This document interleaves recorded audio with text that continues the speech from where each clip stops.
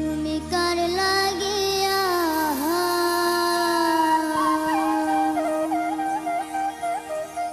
তুমি কার লাগিয়া গাথরে সখী বকুল ফুলের মালা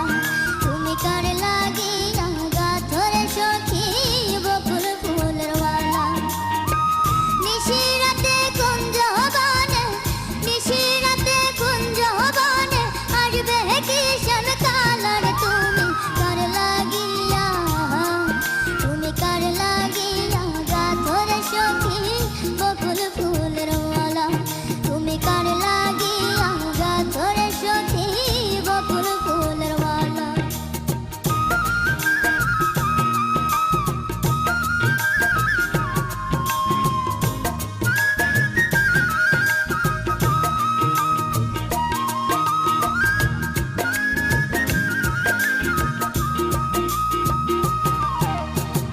কৃষ্ণ তোমারা ভালোবেসে বাজায় বাঁশির বাঁশি সুরে সুরে বলে শুধু তোমায় ভালোবাসি রে তোমায় ভালোবাসি সে যে ইচ্ছে করে রাত দুপুরে ইচ্ছে করে রাত দুপুরে বাড়াই বুকের জ্বালার তুমি কার লাগিয়া গাথরে সখী বকুল ফুলের মালা তুমি কার লাগিয়া গাথরে সখী বকুল ফুলের মালা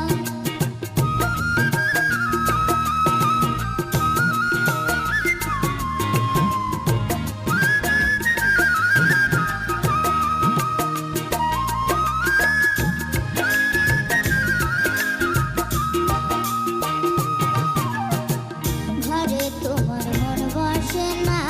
মন যে হয় উদাসী দেখা হলে বলো তারা করতে চরণ দাসী রে করতে চরণ দাসী তারে বারণ করো বিনয় করে বারণ করো বিনয় করে চলতে নিঠুর কালার তুমি কার লাগিয়া গাথরে সখী বকুল ফুলের মালা তুমি কার লাগিয়া গাথরে সখী বকুল ফুলের মালা নিশিরাতে কুঞ্জ বনে নিশিরাতে কুঞ্জ বনে আসবে কিষণ কালার তুমি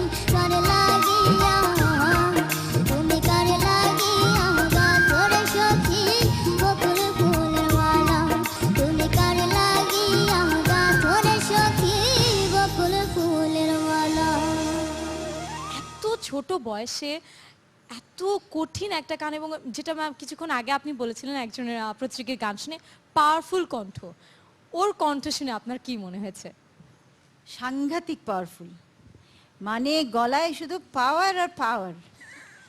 থ্যাংক ইউ ম্যাডাম কিন্তু সেই পাওয়ারটাকে তোমার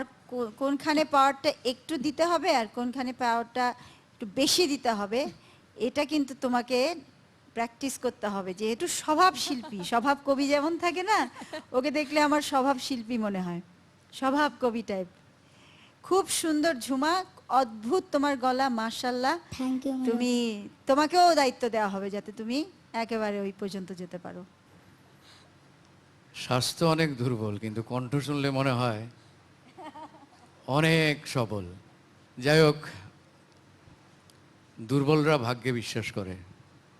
আর সবল যারা আছে না তারা ভাগ্যকে ছিনিয়ে আনে। থ্যাংক ইউ স্যার তো তোমার যে সবল কণ্ঠ, আমার মনে হয় না ভাগ্য